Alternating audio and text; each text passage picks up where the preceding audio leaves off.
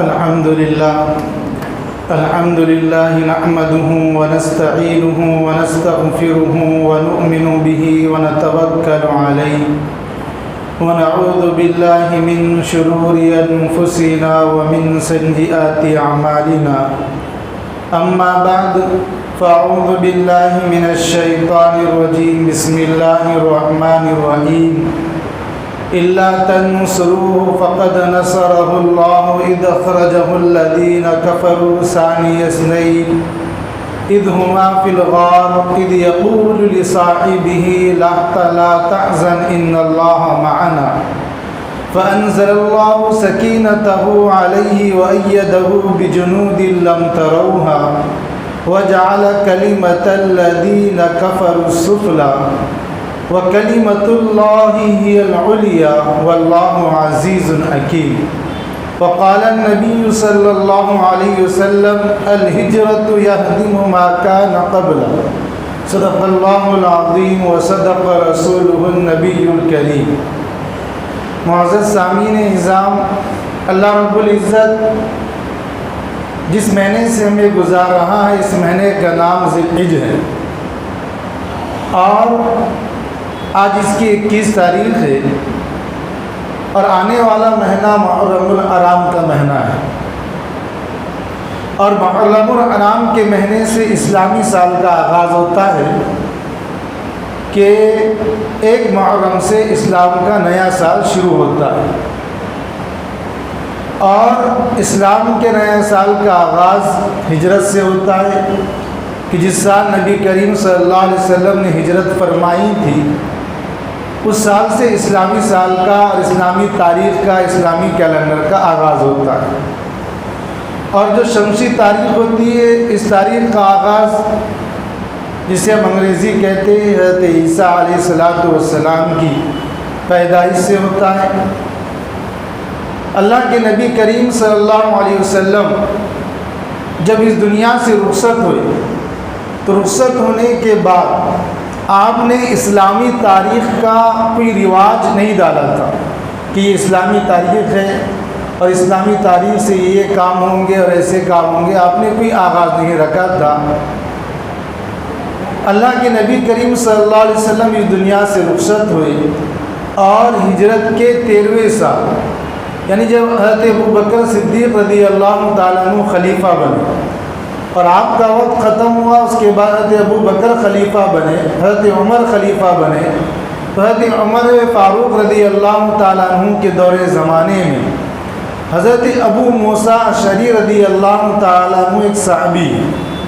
انہوں نے حضرت عمر رضی اللہ تعالیٰ عنہ کو ایک خط لکھا اور خط لکھنے کے بعد اس میں کہا کہ آپ کے خطوط اے امیر المؤمنین ہم تک پہنچتے لیکن اس کے اوپر کوئی تاریخ نہیں رہتی ہے جس سے ہمیں پہچاننا کہ یہ پہلا خط کون سا ہے بعد کا کون سا ہے بڑی مشکل ہوتی ہے. ہم یہ چاہتے ہیں کہ اسلامی تاریخ کا کوئی نظام ہو اور اس نظام کے تحت اسلامی تاریخ چلے تو آپ کوئی نہ کوئی اسلامی نظام بنا دیجیے. تو اس وقت حضرت عمر فاروق رضی اللہ تعالیٰ عنہ نے تمام لوگوں کو جمع کیا، اجل صحابہ جو بڑے بڑے صحابہ تھے اور ان سے اس بات میں مشورہ کیا اور اللہ رب العزت نے قرآن کریم میں بھی سورہ توبہ میں ذکر فرمایا کہ ان عدۃ الشہور عند اللہ 12 شہرا فی کتاب اللہ یوم خلق السماوات والارض منها 4 حرم کہ مہینوں کی گنتی اللہ رب العزت نے 12 رکھی اس دن سے رکھی جس دن سے اللہ رب العزت نے آسمان و زمین کو بنایا. یہ اللہ نے قرآن کریم میں ذکر کیا. 12 کا عدد اللہ رب العزت نے قرآن کریم میں بہت جگہ ذکر کیا ہے. اس کی ایک اصلیت ہے اور اس کی ایک روحانیت ہے کہ اللہ نے دنوں کو جو مہینوں کو جو ذکر کیا ہے قرآن کریم میں 12 کہ سال جو ہے 12 مہینوں کا ہوتا ہے اور دن جو ہے 12 گھنٹوں کا ہوتا ہے. رات جو ہے 12 گھنٹے کی ہوتی ہے، اللہ نے جو عدد رکھا ہے اس کی بھی ایک خاصیت ہے۔ الغرض بتانا اس آیت سے مقصود یہ ہے کہ اللہ نے قرآن کریم کے اندر یہاں بھی ذکر فرمایا کہ ہم نے سال 12 مہینوں کا بنایا ہے، اس دن بنایا ہے جبکہ اللہ نے آسمان و زمین کو پیدا کیا۔ ابھی یہ مخلوقات جو اسلامی یا انگریزی تاریخ کے اعتبار سے چلنے والی ہے ان کو پیدا نہیں کیا تھا جب اللہ نے مہینوں کی گنتی 12 رکھی۔ فیہا اربعۃ حرم، اور اس میں اللہ نے 4 مہینے بڑی حرمت والے بنائے تھے۔ جیسے ہمارے زمانے میں رمضان کا مہینہ بڑا جو ہے عبادت کا مہینہ ہوتا ہے، ایسے ہی جب تک اللہ کے نبی کی نبوت کا آغاز نہیں ہوا تھا اور رمضان کے روزے فرض نہیں ہوئے تھے، اس وقت تک اس روئے زمین پر 4 مہینے بڑے محترم جانے جاتے تھے، اور اب بھی وہ جانے جاتے ہیں۔ 3 مہینے وہ لگاتار ہیں، ایک ذی قعدہ کا مہینہ اور ایک ذی الحجہ کا مہینہ جو ابھی چل رہا ہے، اور ایک آنے والا مہینہ محرم الحرام کا مہینہ۔ یہ 3 مہینے، اور اس سے ہٹ کر اللہ رب العزت نے فرمایا کہ رجب کا مہینہ۔ یہ 4 مہینے اللہ نے قرآن میں فرمایا کہ بڑی حرمت والے مہینے ہیں۔ تو حضرت عمر فاروق رضی اللہ تعالیٰ عنہ نے تمام صحابہ کو جمع کیا، اور تمام صحابہ کو جمع کرنے کے بعد کہا کہ دیکھو ہم مسلمان ہیں، مذہب اسلام ایک اعلیٰ مذہب اعلیٰ دین ہے، ہمارا کوئی تاریخی نظام ہونا چاہیے۔ تو ہر ایک جنوں بتائے کہ کون سا نظام ہو اور کون سے اور کب سے ہم اپنی اسلامی تاریخ کا آغاز کریں۔ تو تمام صحابہ جمع ہوئے۔ ایک صحابی نے یہ کہا کہ اللہ کے نبی کریم صلی اللہ علیہ وسلم ہمیں چاہیے کہ اللہ کے نبی جب پیدا ہوئے تھے جو ربیع الاول کی تاریخ ہوتی ہے 9 یا 12، ہم اس کو اسلامی تاریخ کا آغاز بنائیں۔ ایک صحابہ نے یہ کہا کہ اللہ کے نبی کریم صلی اللہ علیہ وسلم کہ جس دن جو ہے اللہ کے نبی کریم صلی اللہ علیہ وسلم کی وفات ہوئی تھی وہاں سے ہم اسلامی تاریخ کا آغاز رکھے۔ حضرت عمر فاروق رضی اللہ تعالیٰ عنہ نے ان صحابہ کی رائے کو نہیں مانا، کہا کہ مناسب نہیں ہے کہ اگر ہم ولادت کو اسلامی تاریخ مانتے ہیں اللہ کے نبی تو اس میں عیسائیوں سے مشابہت ہو جائیں گی۔ وہ حضرت عیسیٰ کی پیدائش کو عیسوی تاریخ کہتے ہیں، اور اللہ کے نبی نے فرمایا کہ تم جو ہے نصارہ کی، یہودیوں کی، مجوسیوں کی اختیار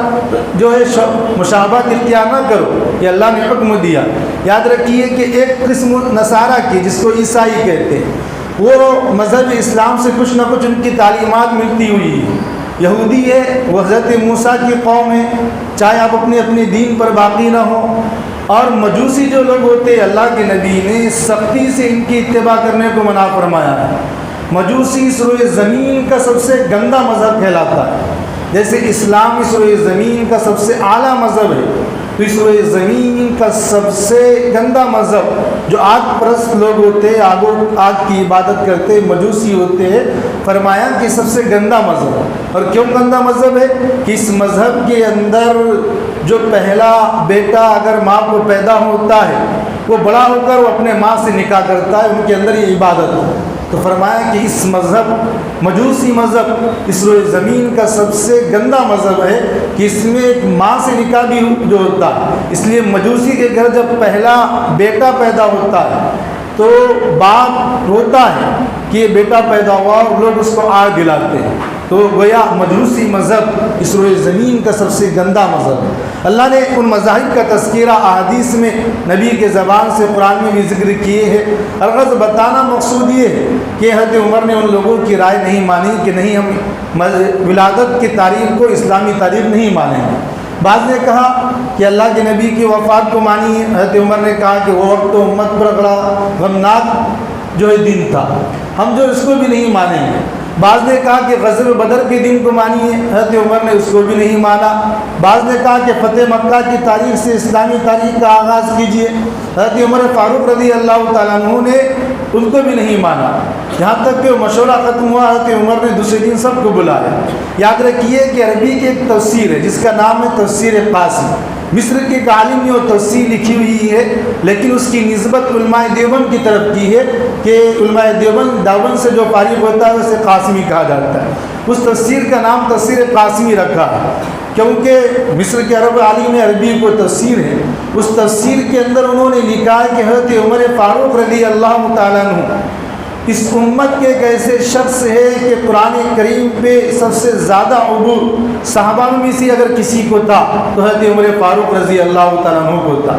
اس آیت کا کیا مطلب ہے اور کیسے اس آیت کے اندر گھس کر اس سے ہیرے و موتی کو نکالے کہ حضرت عمر فاروق رضی اللہ تعالیٰ عنہ سے بہتر کوئی نہیں کر سکتا تھا۔ ہر صحابہ کی ایک الگ خصوصیت تھی۔ تفسیر میں حضرت ابن عباس کی ایک اعلیٰ مقام ہے، لیکن قرآن کے اندر تک جانا اور اس کے معنوں کو نکالنا یہ حضرت عمر کی خاصیت ہے۔ اس لیے روئے زمین کے اوپر قرآن کریم کے اندر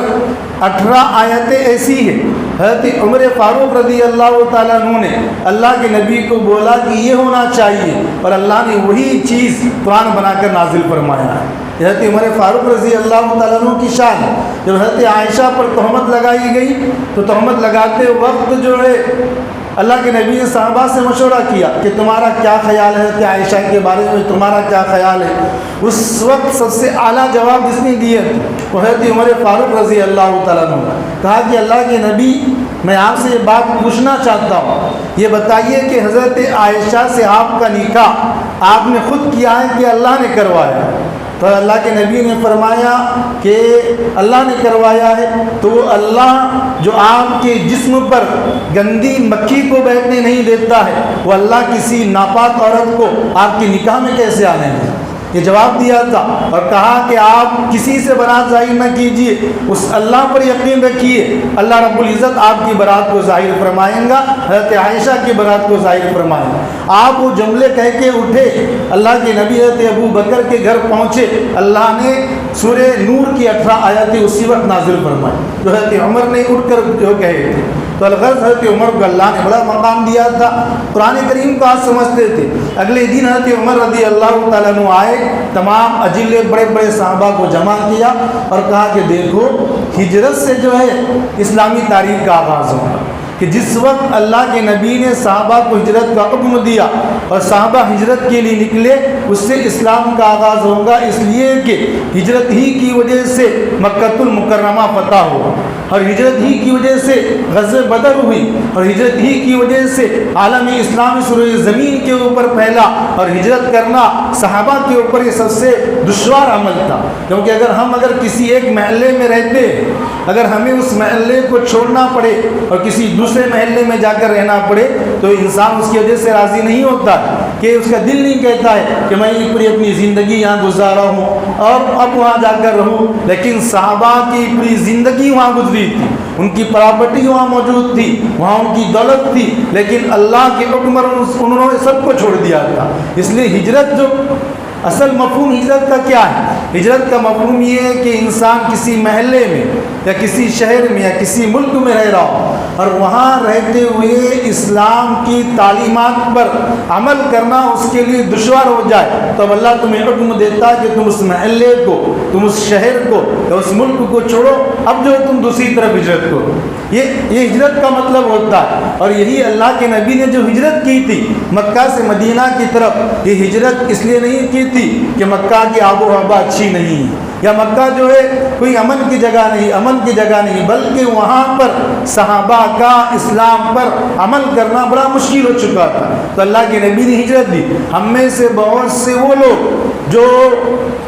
جن کی یہ ذہنیت ہوتی ہے کہ مسلم علاقوں میں نہ رہے، وہ اپنی اپنی سوسائٹی قائم کرتے ہیں، شہروں کے دور جا کر رہتے ہیں۔ اللہ کے نبی کی ہجرت کے اس واقعے میں، ہجرت کا واقعہ ایسے واقعہ ہے کہ جس سے جو ایمان کو تر و تازہ کیا جا سکتا ہے۔ ہجرت کا واقعہ جس دور اور جس زمانے سے ہم گزر رہے ہیں، اس میں ہم سب کے لیے بڑی عبرتیں اور نصیحتیں۔ ہم میں سے بہت سے ایسے لوگ ہیں جو شہروں کے باہر سوسائٹی بناتے ہیں، وہاں نہ مسجد کا نظام ہوتا ہے، نہ بچوں کے پڑھانے کا نظام ہوتا ہے۔ فرمایا کہ یہ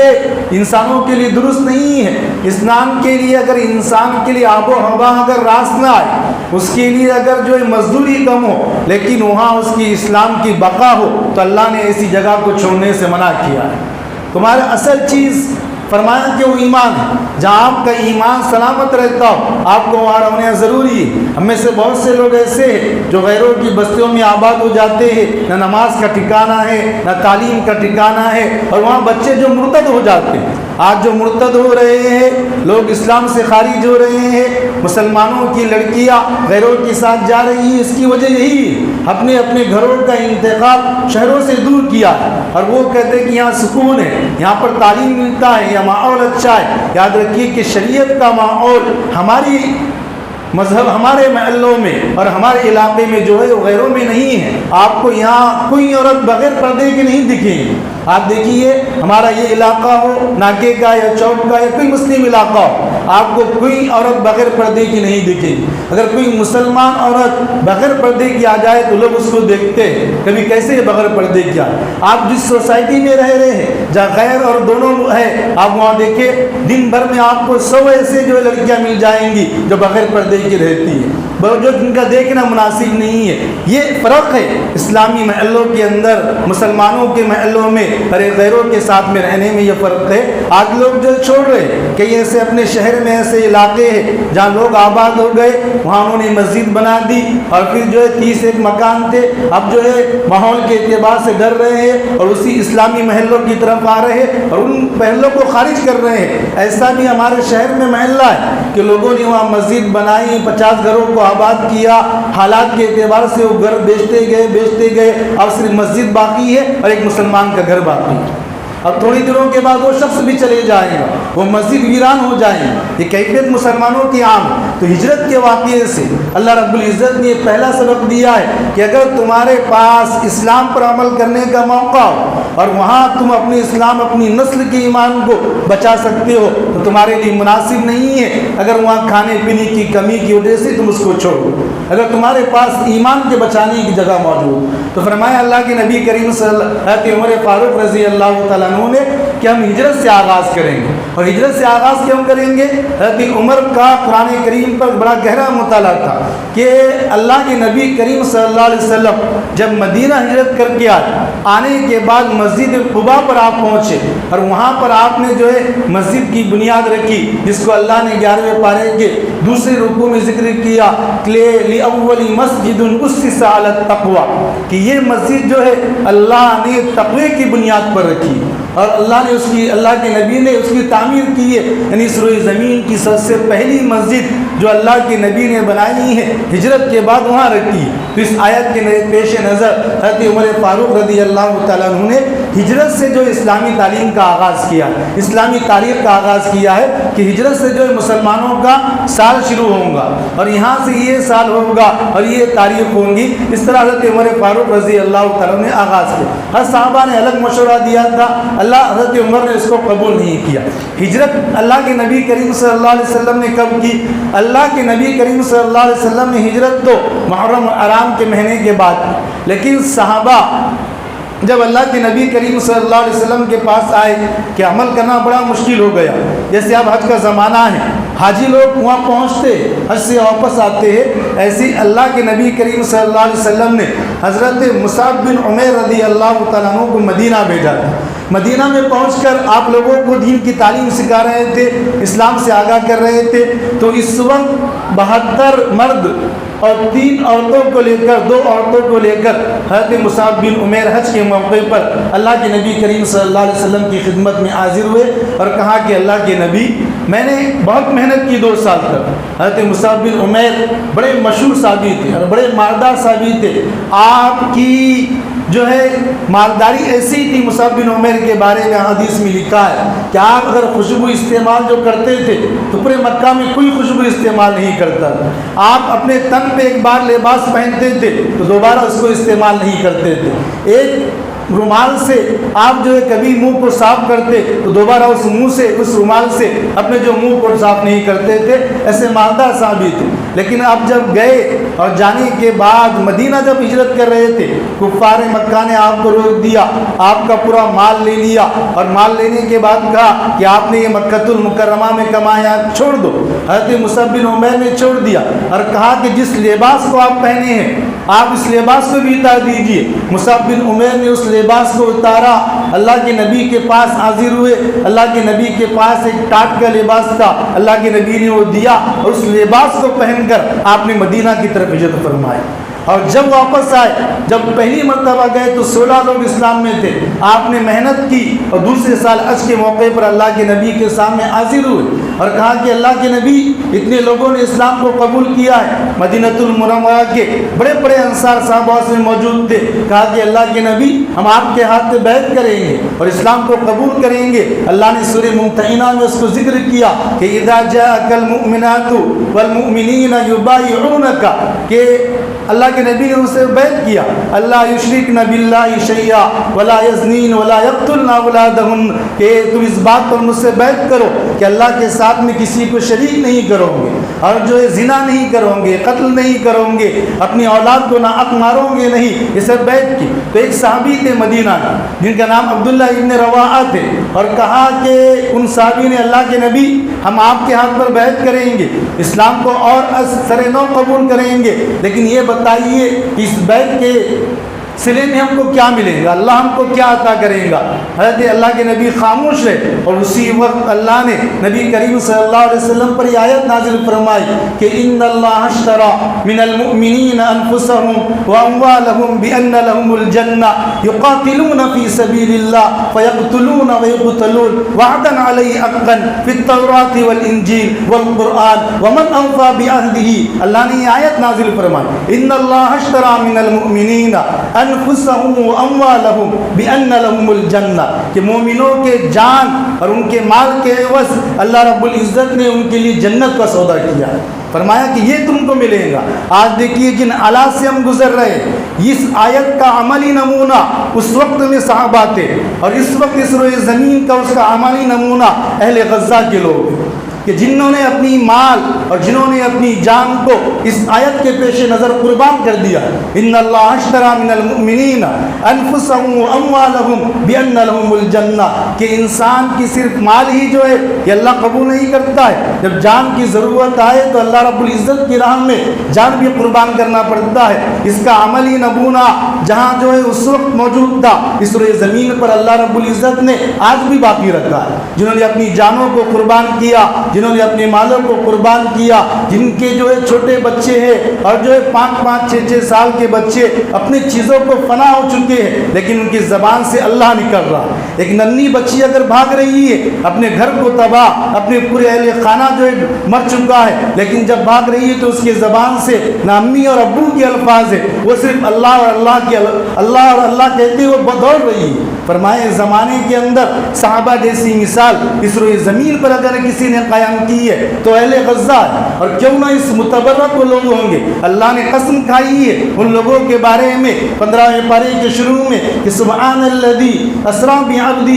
لیلا من المسجد الحرام الی المسجد الاقصی بارکنا حولہ لنریہ من آیاتنا، کہ اس روئے زمین کے سب سے بہتر لوگ وہ ہے جو مسجد اقصی کے ارد گرد آباد، کیونکہ اس سے پہلے اللہ نے وہاں جن لوگوں کو آباد کیا تھا وہ انبیاء علیہ السلام تھے، تو اللہ نے اس کا عملی نمونہ پیش کیا ہے۔ اللہ کے نبی کریم صلی اللہ علیہ وسلم نے ہجرت کی اور پھر صحابہ سے اس پر بیعت کی، تو اس وقت عبداللہ ابن رواحہ نے یہ جملہ کہا، اللہ نے مدینہ کو اسلام کی پناہ گاہ بنایا ہے، اس لیے اللہ نے فرمایا جب قیامت قائم ہوں گی اور بالکل جو نفسا نفسی کا عالم ہوگا تو اس روئے زمین کا سب سے آخری ٹھکانہ جہاں لوگوں کا ایمان محفوظ ہوگا، حدیث میں ہے کہ وہ مدینہ المنورہ ہوگا۔ مکہ کو اللہ نے ہی نہیں کہا کہ مکہ اور وہ زمین ہوں گی جو آخری زمانے میں قیامت کے قریب جو ہے مومنوں کا ٹھکانہ ہو، بلکہ اللہ نے کہا کہ مدینہ المنورہ وہ شہر ہوگا جب بالکل جو ہے گناہ کا روئے زمین پر عالم ہوگا اور مسلمانوں کی ایمان کی کوئی پناہ گاہ ہوگی تو مدینہ المنورہ ہو۔ کیوں ہوگی؟ اس لیے کہ جس وقت اسلام بالکل پستی کی حالت میں تھا اور مسلمانوں نے ہجرت کی اور مدینہ المنورہ پہنچے تو وہاں پر اسلام کو پناہ ملی اور اسلام وہاں سے بڑا مدینہ المنورہ میں، اور اللہ نے یہ پیغام دیا کہ اللہ احسان فراموش نہیں ہوتا ہے، جہاں سے اللہ نے اسلام کو بلند کیا ہے، اور آخری وقت میں وہیں جو ہے اسلام کا ٹھکانہ مدینۃ المنورہ ہو۔ یہ اللہ نے ہجرت کے واقعے کے اندر یہ پیغام رکھا ہے، اور اسی سے اللہ نے ہجرت کا آغاز کیا ہے۔ اللہ کے نبی کریم صلی اللہ علیہ وسلم نے صحابہ کو حکم دیا کہ تم جاؤ ہجرت کرو۔ صحابہ نکلتے گئے، کفار مکہ نے بہت روکا، کسی کے مال کو ضبط کیا، کسی کے بچے کو ضبط کیا، کسی کے بیوی کو ضبط کیا کہ یہ جو ان کی بچی ہے ہم نہیں بھیجیں گے۔ یہ حالات و کیفیت صحابہ کے پاس آئی، یہاں تک کہ پورا مکہ المکرمہ خالی ہو گیا بجز ان لوگوں کے کہ جن میں جو بوڑھے تھے یا کمزور تھے، جن کے پاس اتنا مال و اسباب و وسائل نہیں تھے کہ وہ جو ہے مدینۃ المنورہ پہنچ سکے، اور سوائے حضرت ابو بکر اللہ کے نبی اور اسی طرح حضرت علی، یہ تین صحابہ، دو صحابہ جلے اللہ کے نبی اور کچھ صحابہ رکے ہوئے تھے۔ ایک وقت ہوا کہ ابو جہل نے پورے لوگوں کو دار الندوہ میں جمع کیا۔ مکہ المکرمہ میں ابو جہل نے ایک گھر بنایا تھا جس کا نام تھا دار الندوہ۔ وہ اس کے اندر رہ کر مسلمانوں کے خلاف سازشیں کرتا تھا کہ کیا کیا جائے، اور وہاں سب کو جمع کیا تو اس وقت شیطان ایک انسانی شکل کے اندر آیا جو بڑا بوڑھا نظر آ رہا تھا، سفید داڑھی، سفید سر کے بال، اور وہ دروازے پہ آ کر کھڑا ہوئے۔ ابو جہل نے کہا کہ تم کون ہو؟ تو شیطان جو انسانی شکل میں تھا اس نے کہا کہ میں نجد کا ایک بوڑھا ہوں اور بڑا تجربے کار ہوں، میں تمہاری مجلس میں شریک ہونا چاہتا ہوں۔ ابو جہل نے اجازت کیا، کہا کہ دیکھو مکہ المکرمہ خالی ہو چکا ہے، لوگ مدینہ کی طرف ہجرت کر رہے ہیں، اللہ کے نبی کریم صلی اللہ علیہ وسلم یہاں ہیں، اگر یہاں سے چلے گئے تو دوبارہ اللہ کے نبی پر قابو پانا مشکل ہو جائیں گا، ہر ایک رائے دے کہ کیا کرے۔ ایک شخص نے کہا کہ اللہ کے نبی کو ایک کمرے میں بند کر دے کہ کوئی اس سے ملے نہیں، ان کا بائیکاٹ کر دے۔ ابو جہل نے اور شیطان ابلیس جو تھا، جو ایک بوڑھے شکل میں آیا تھا، کہا کہ یہ معتبر نہیں، جب ان کے صحابہ کو معلوم ہوگا وہ آئیں گے، حملہ کریں گے، اللہ کے نبی کو لے کر چلے جائیں گے۔ کہا کہ ایسا کرے اللہ کے نبی کو جو ہے شہر بدر کر دے، کہا کہ پھر وہ مضبوط ہوں گے اور ہم پر حملہ کریں گے، اللہ کے نبی کو ایسا بھی نہ کیا جائے۔ پھر کہا کہ ایک نے ابو جہل نے رائے دیا، میری یہ رائے ہے کہ جتنے بھی قبیلے مکہ المکرمہ میں آباد ہیں ان سب کے ایک ایک نوجوان کو لے اور سب مل کر نعوذ باللہ اللہ کے نبی کے پاس جائے، انہیں قتل کر دے۔ اس طرح پورے مکہ پر اس کی دیت واجب ہوگی اور کوئی اس کو ادا نہیں کرے گا، اور پورا کام جو ہمیشہ کے لیے ختم ہوگا۔ نجد سے شیطان نے کہا کہ بالکل یہ رائے صحیح ہے، اور اسی پر فیصلہ ہوا کہ آج رات میں اللہ کے نبی کریم صلی اللہ علیہ وسلم جب اپنے گھر سے نکلیں گے ہم سب ان پہ ٹوٹ پڑیں گے اور اللہ کے نبی کو قتل کر دیں۔ ادھر یہ فیصلہ وہ لوگ اٹھے، ادھر اللہ رب العزت نے حضرت جبرائیل علیہ السلام کو بھیجا اور کہا کہ دیکھو اہل مکہ نے تمہارے تعلق سے مشورہ کیا ہے، اور یاد رکھو وَإِذْ يَمْكُرُونَ يَمْكُرُ اللَّهُ وَاللَّهُ خَيْرُ الْمَاكِرِينَ، کہ اگر یہ لوگ تمہارے خلاف تدبیر کرتے ہیں تو اللہ بھی تدبیر کرنے والا ہے، وَاللَّهُ خَيْرُ الْمَاكِرِينَ، اور اللہ بہترین تدبیر کرنے والا ہے۔ اور ہم آپ کو یہ حکم دیتے ہیں کہ آپ یہ آیت پڑھیے۔ اسی وقت حضرت جبرائیل لے کر آئے اور کہا کہ اللہ کے نبی اللہ آپ کو یہ حکم دیتا ہے کہ آپ یہ آیت پڑھیے۔ اللہ کے نبی نے یہ آیت پڑھی، وَقُلْ رَبِّ أَدْخِلْنِي مُدْخَلَ صِدْقٍ وَأَخْرِجْنِي مُخْرَجَ صِدْقٍ وَاجْعَلْ لِي مِن لَّدُنكَ سُلْطَانًا نَّصِيرًا وَقُلْ جَاءَ الْحَقُّ وَزَهَقَ الْبَاطِلُ إِنَّ الْبَاطِلَ كَانَ زَهُوقًا، کہ آپ کہیے اللہ سے وَقُلْ رَبِّ أَدْخِلْنِي مُدْخَلَ صِدْقٍ، کہ اللہ آپ مجھے سچے لوگوں میں داخل فرما دیجئے، وَأَخْرِجْنِي مُخْرَجَ صِدْقٍ، اور آپ یہاں سے مجھ کو نکال دیجئے۔ یہ اللہ کے نبی کو دعا سکھلائی اللہ نے اس وقت، اور کہا کہ آپ اس رات میں یہاں سے نکل جائے، اور آپ نے اپنے ہاتھ میں ایک مٹھی جو ہے مٹی اٹھا لے اور سورہ یاسین کی ابتدائی آیتیں پڑھے اور اس پر پڑھ کر جو ہے دشمن کی طرف پھینک دے، آپ نکل جائیں گے اور دشمن کو پتہ بھی نہیں چلے گا۔ اللہ کے نبی نے ایسا ہی کیا، حضرت علی کو اپنی بستر پر لٹایا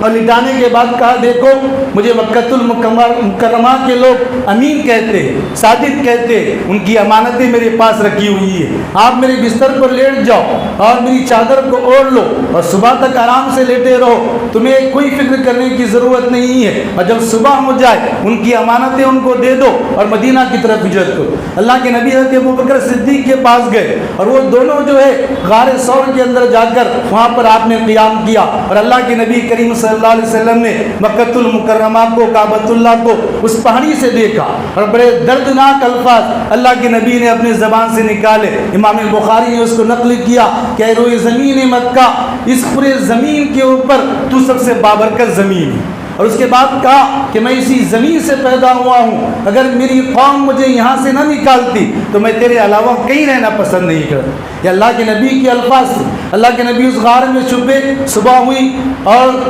کفار مکہ نے دیکھا کہ اللہ کے نبی موجود نہیں ہیں، پہچاننے کے اور اللہ کے نبی کو پکڑنے کے لیے بھیجا، اور کچھ لوگ اس غار کے پاس آ گئے، اور آنے کے بعد وہاں پر اس غار کے اوپر چڑھ کر بیٹھے اور ان کے پیر لٹک رہے تھے۔ حضرت ابو بکر نے ان کو دیکھا اور بڑے جو گھبرائے۔ اللہ نے قرآن کریم میں اس کا ذکر کیا، اذ یقول لصاحبہ لا تحزن ان اللہ معنا۔ حضرت ابو بکر نے کہا کہ اللہ کے نبی، یہ لوگ اگر ہم کو جھک کر دیکھ لیں گے تو ہم جو ہے بالکل جو ہے مر جائیں، اب ہمارا کوئی جو ہے سروکار نہیں رہے گا۔ تو اللہ کے نبی نے کہا کہ تم جو ہے فکر نہ کرو، لا تحزن، ڈرو نہیں ہے۔ مفسروں نے عجیب جملہ کہا، اور ان شیعہ حضرات کو جو حضرت ابو بکر صدیق کو اللہ کے نبی کی دشمن کہتے ہیں، ہمارے اس شہر کے اندر بھی بہت سے شیعہ لوگ ہیں، اور مسلمان بچوں کے تعلقات دن بدن ان سے بڑھتے جا رہے ہیں، جن کے عقیدے بالکل خراب ہیں۔ ہم جو شیعہ لوگوں سے اپنے جو ہے تجارتی روابط رکھے لیکن ذہنی روابط نہ رکھے۔ وہ حضرت علی کو اللہ کے بعد نبی مانتے، حضرت ابو بکر صدیق کو اللہ کا دشمن مانتے۔ اس لیے ہمیں چاہیے کہ ہم صرف ان سے تجارتی معاملات کو رکھیں، اپنے عقائد کو ان سے شیئر جو ہے بالکل ان کے عقائد کو جاننے کی اور ان کے ساتھ بالکل عقائد برتنے کی کوشش نہ کریں۔ اس وقت اللہ کے نبی نے کہا کہ لا تحزن ان اللہ معنا، ابو بکر ڈرو مت۔ اور یاد رکھیے کہ عربی کے اندر جو ہے اگر انسان کو اپنے ذات کا کوئی غم لاحق ہو تو وہ کہتے ہیں کہ انسان کو ڈر ہے، خوف ہے، لیکن اگر اپنا ڈر نہ ہو، کسی اور کا ڈر ہو تو کہتے ہیں کہ انسان کو اس کا حزن اور غم ہے کسی چیز کا فوت ہونے کا اور کسی کے جانے کا۔ تو حضرت ابو بکر اس وقت جو ڈر رہے تھے کہ کسی اور کی وجہ سے یا ان کی جان کو دھوکا ہے، اس لیے نہیں ڈر رہے تھے، بلکہ کہا کہ حضرت اللہ کے نبی کریم صلی اللہ علیہ وسلم کو نقصان نہ پہنچے، اس لیے حضرت ابو بکر صدیق ڈر رہے ہیں۔ اللہ نے قرآن میں اس کو ظاہر کیا، تو اللہ کے نبی نے ہجرت کا آغاز اس دن سے کیا ہے، اور جو اب ہم اسلامی سال میں آئیں گے اور اب محرم الحرام کا مہینہ آغاز ہوگا تو اسلامی سال کا آغاز ہوتا ہے، کیونکہ ہجرت کے اندر اللہ نے بڑی جو ہے اہم باتوں کو بیان فرمایا ہے، اور اس وقت میں اس حالات میں ہجرت کے واقعات میں اللہ نے بڑی عبرتیں اور نصیحتیں رکھی ہے۔ انشاءاللہ آئندہ جمعہ اس سے آگے ذکر کیا جائے گا۔ اللہ سے دعا ہے کہ اللہ رب العزت ہم سب کو جو عمل کی توفیق